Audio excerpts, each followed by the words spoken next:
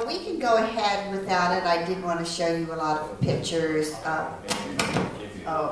Okay, that'll be fine. So we are run by a 7-member board of airport commissioners, and they approve all of the projects that our division and departments put together to improve and to also expand all the facilities and activities at the airport.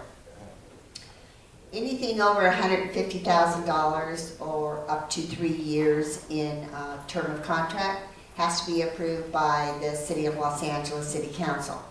So we are a proprietary department, as well as the Port of Los Angeles and the Department of Water and Power. And that means we generate our own revenue, and we turn that back into the improvement and maintenance of the airports.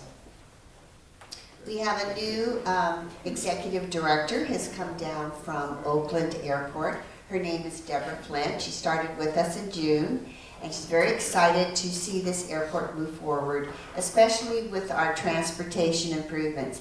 And I'm going to go over that extensively for you. Unfortunately, I won't have the slides, but we will be able to kind of visualize.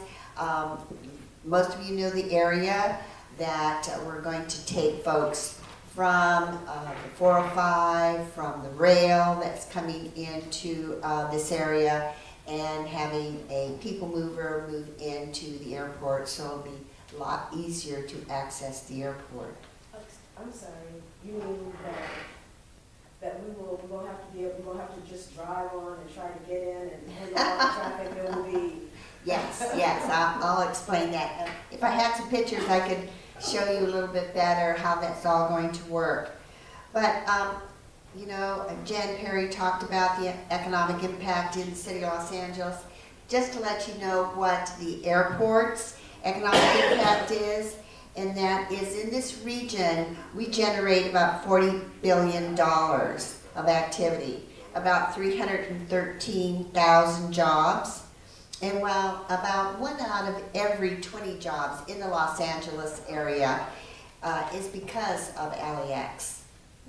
So the modernization projects are bringing in about 40,000 additional jobs. Okay. Some of the projects and facilities that we have accomplished at this time has been, as most of you know, the International Terminal has gone through a renovation and an extension of its different gates. Then we took the old, in 1950s, we had built a central utilities plant, and we have, because we're extending our facilities and improving the airport, we had to build another central utilities plant to be able to handle all of the facility requirements. So that was just completed, and that was at a cost of $438 million. Our theme building, which is the space-looking building that you see in the center of the airport, that had to go through some earthquake retrofitting, as well as resizing those spears. They had to redo those because of the materials in the 50s were of a concrete that didn't hold well to all of the moisture, since we're so close to the ocean, and it was beginning to deteriorate. Then we had to redo all of our elevators and our escalators, and then we built a Terminal 4 connector building. If you go to the International Terminal, you realize that there's no connection to the other terminals, either on the north or the south. So people that come into the International Terminal, fly in, they have to make another flight connection. They have to go outside of the terminal building. And so what we did is we are finishing up on our connector building, attaching the International Terminal to Terminal 4. And then down the line in the future, we are going to do the same on the north side, connecting the International Terminal to Terminal 3. So I'm going to address some of our future projects. The Midfield Satellite Concourse Terminal, which is going to be a freestanding terminal west of the International Terminal. Now, you know the International Terminal is like at the far end of that horseshoe. Well, this one is going to be freestanding out farther in the airfield. And in order to have access, we're going to have to transport people underground in a tunnel, correct? So, because we have to have our aircraft be able to have free access and taxiway between the two runways, our north runways and our south runways.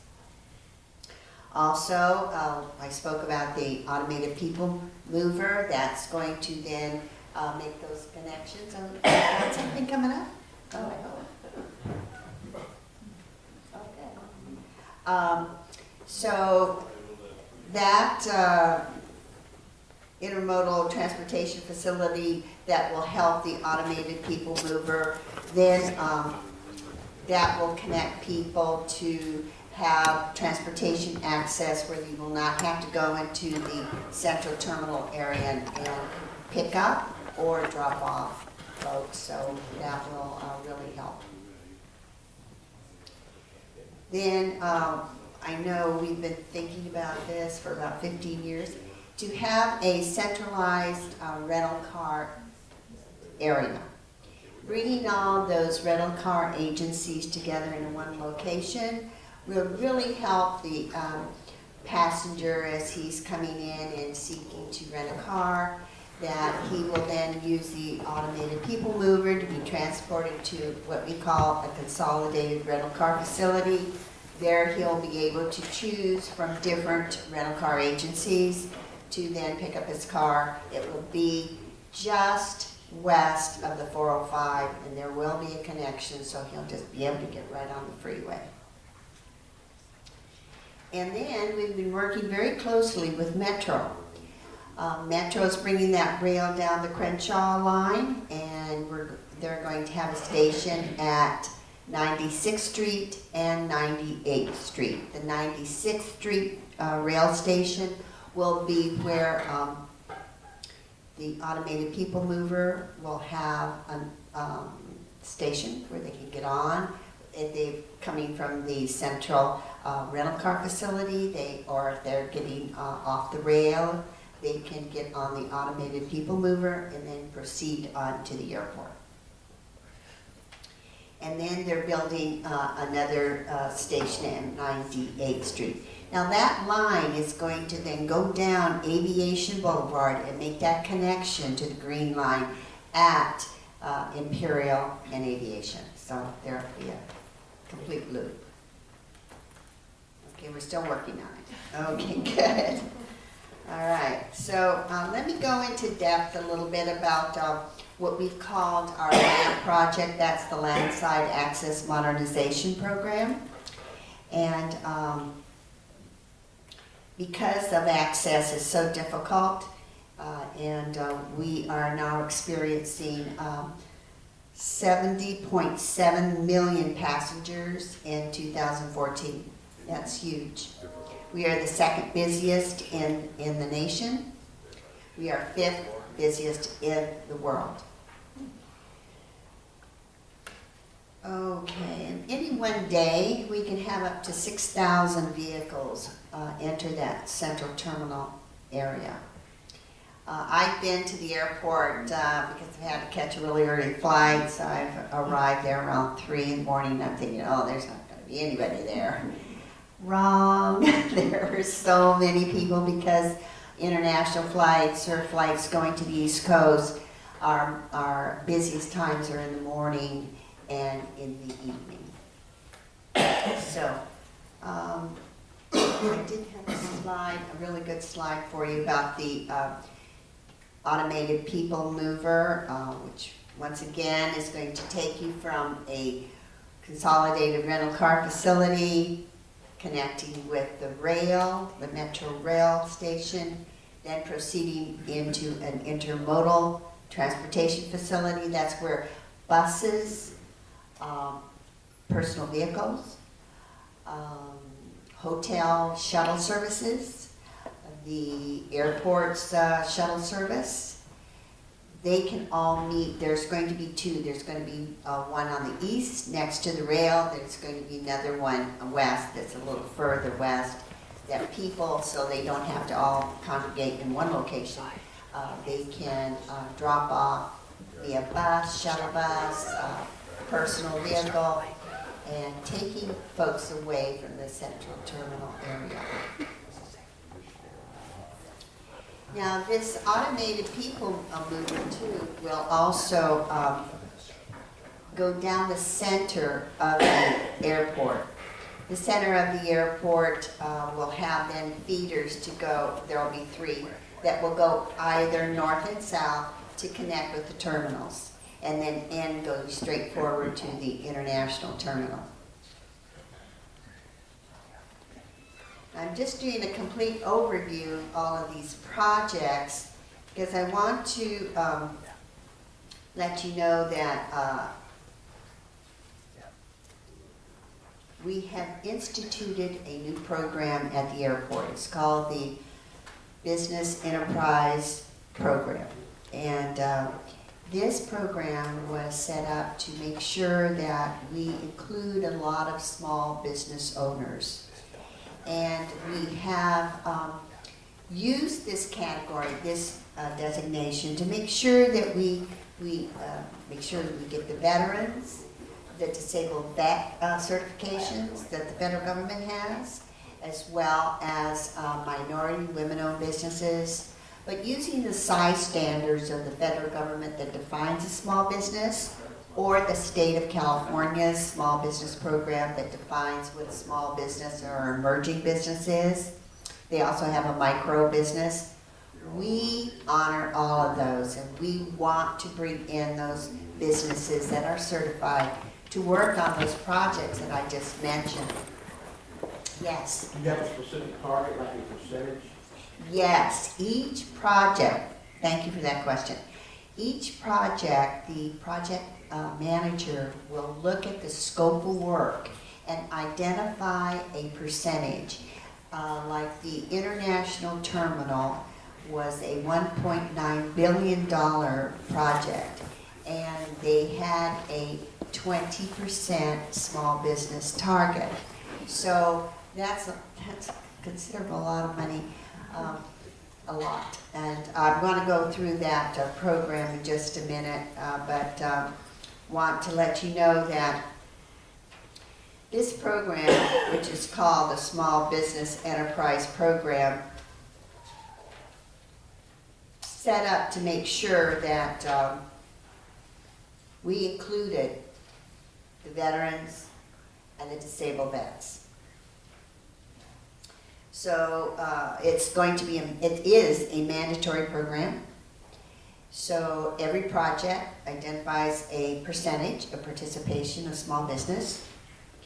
And then what happens is when they submit the proposal, the prime contractor, we look at the small businesses, and he has to meet, if we place 20% on a project, he has to meet that.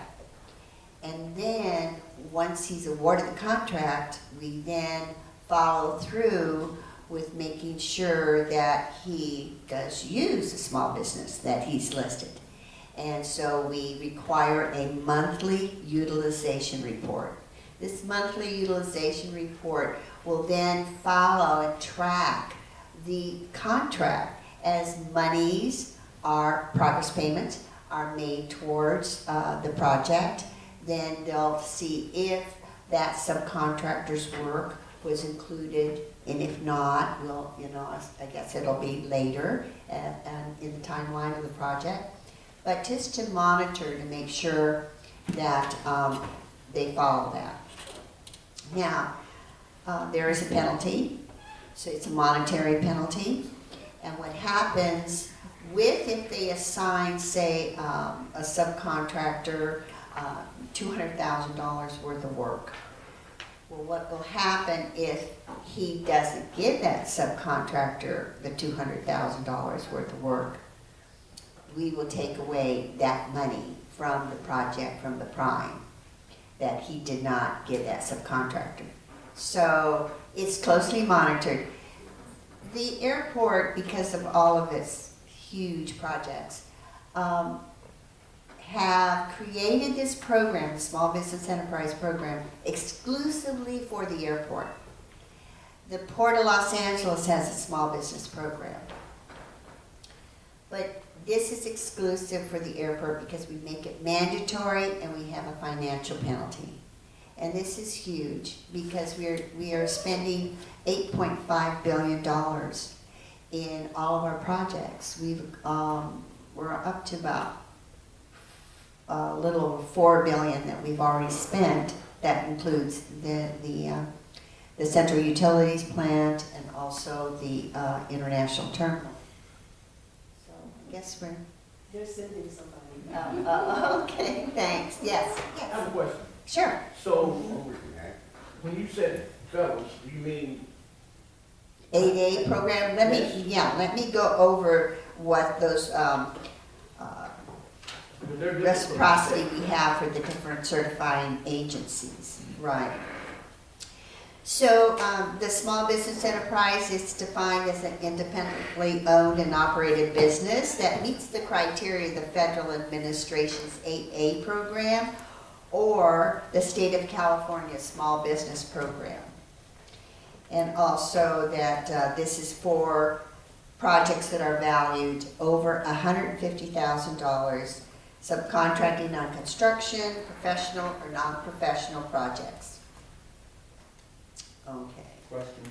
Yes. So the way you've described it, if I'm a small business or I'm an incubator, in order to participate in this program, I would have to still prepare a proposal. Absolutely. And submit it to a larger contractor. Yes. So I have to have the list of the larger contractors. Absolutely. How does one find out about those things? Thank you for that question.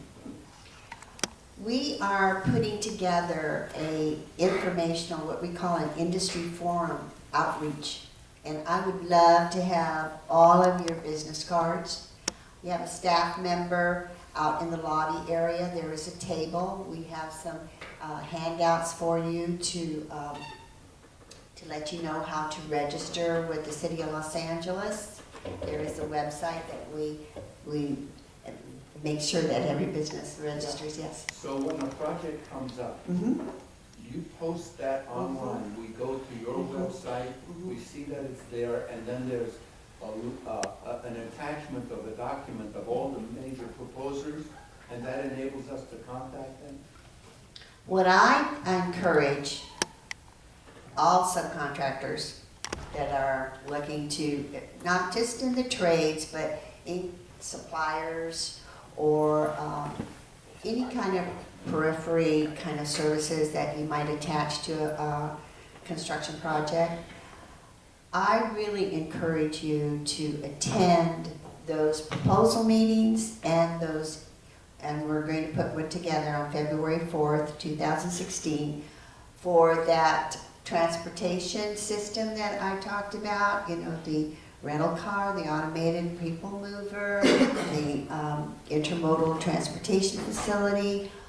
They're going to do an outreach on February 4th. And I would love to have all your cards because I will send you out the flyer on that event. And it'll be an all-day information meeting. And then what we're going to do, that'll be on a Thursday, and then what we're going to do Friday morning is we're going to make all the primes, just for half day, all the primes gather in a meeting room, and we're going to ask the primes to interview all subcontractors that are looking to partner with them or to meet them to find out what opportunities they might have. Yes.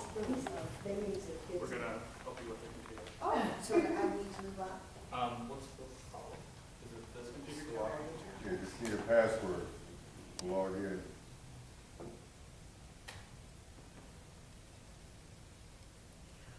While they're working nothing on that. Are there any other questions? Yes. Well, interestingly, in federal contracting, you said it's an interview process through, and with the assumption being that all of the small businesses will be interviewing the prime. We're going to give you that opportunity, yes, at this meeting. I understand. However, in the federal system, they have what they call a total small business set aside. And in the philosophy of a business incubator, that if you had a joint venture among SBA certified small businesses, could they compete for a larger piece of that pie, like say $3-4 million, if they could have a bonding If they had a capacity? joint venture and they had the bonding capacity, of course. Okay. So, in other words, the decision makers wouldn't be adverse to say, oh, we're only gonna use the usual suspects and then hope they select some subs and hit those target markets where you could impact that. Not hope, they have to, or they won't be considered. It's mandatory. But a lot of small businesses, and I do small business development, a lot of small businesses struggle with the primes, and because of the lack of monitoring, on the state level, not on the federal level, but on the state level. So you're saying FARs is in effect, in other words, federal acquisition. You're right, I know Regulation. FARs. Okay, so that's what I want to clear up. Because the state of California horribly treated subs when they had out state contracts, and a lot of the state contracts, whether they're utilities or metro, those primes run those small businesses out of business. Consistently.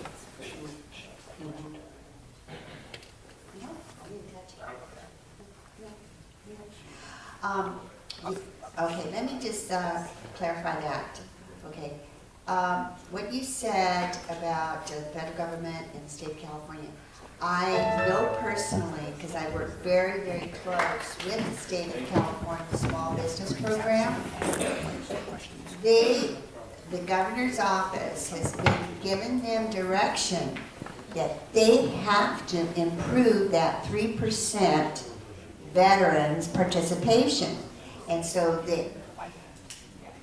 if you have that designation, that certification, a disabled vet, definitely reach out to the state of California's projects because Madam Clerk, if I may, just got a follow-up. Yes, sir? We have a microphone now for the questions. Anthony Williams? Tribute to Phil Donahue. Mr. Williams' question, I guess because he made an assertion, what recourse does he have to go ahead and challenge if there's not a proportionate number of veterans or small businesses that are participating in the process? That what you're saying basically? Very, very close. Only in that, not on federal contracts, the federal contract or state guards, and I was very happy to hear you talk about the monthly monitoring. yes, and we penalize. We are the only department that has monetary penalty. Great, because in the state of California, with the utilities and some of, like LA Metro is a definite entity that does not monitor or safeguard the rights of small businesses. And the usual suspects, those primes, after 6 months, they pretty much run them off the job. So it's great to hear that LAX won't allow this to happen on their watch, so to speak. Right. Mm-hmm. Absolutely. I'm going to give you a view of our airfield in the early 30s. It was founded in 1928.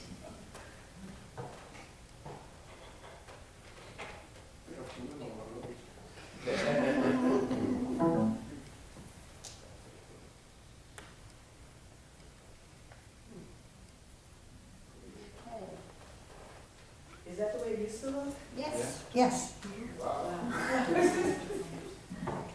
Okay, I went over that, about the modernization of the airport.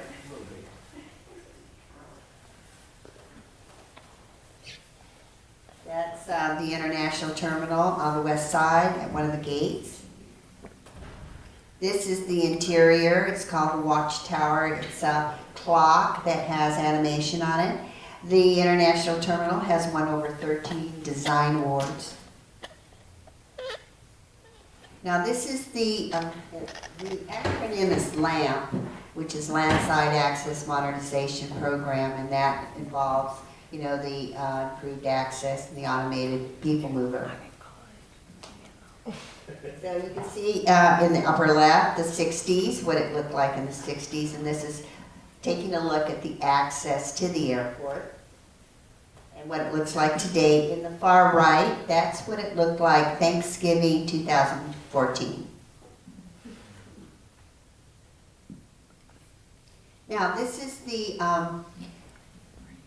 automated people mover with all of the projects that I just mentioned.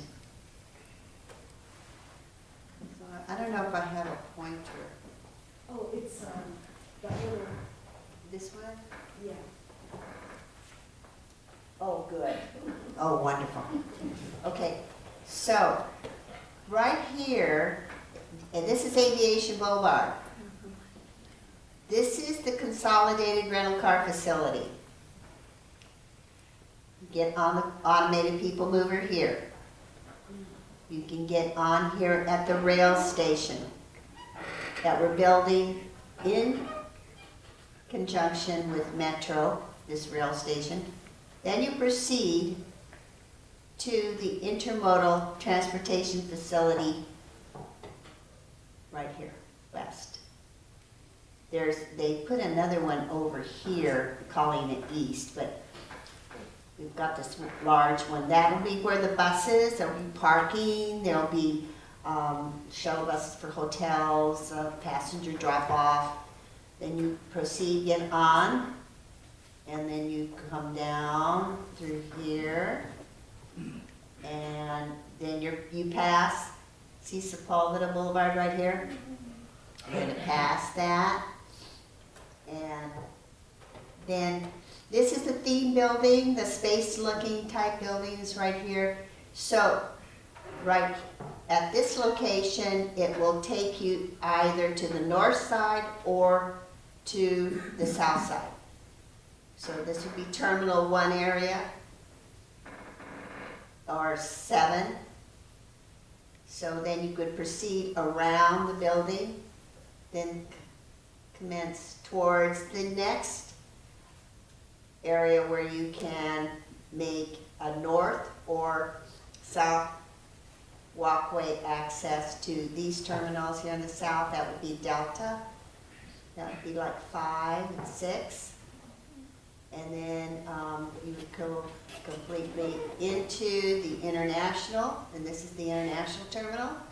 And you could go down here to Terminal 4, or you could go up here to Terminal 3, this area. Now, over in here is where the Midfield Satellite Concourse Terminal will be built. Just to show you some of the different improvements.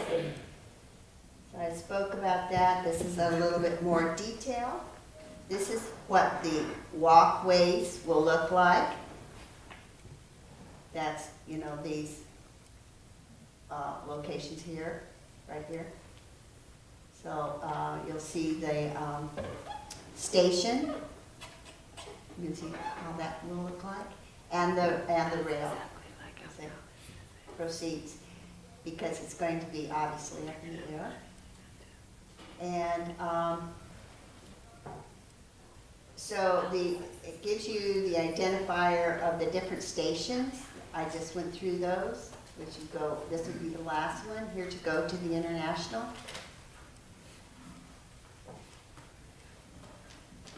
A little closer view on the walkways, passenger walkways. Of course, here, as you can see over here, there's an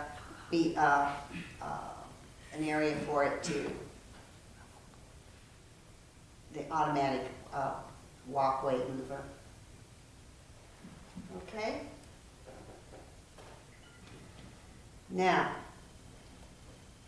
As I spoke earlier, it's for the private vehicles and commercial vehicles. Here's Century, here's Airport Boulevard, this is 96th. This is that large area which we call the Intermodal Transportation Facility. And this is a station right here where they will get on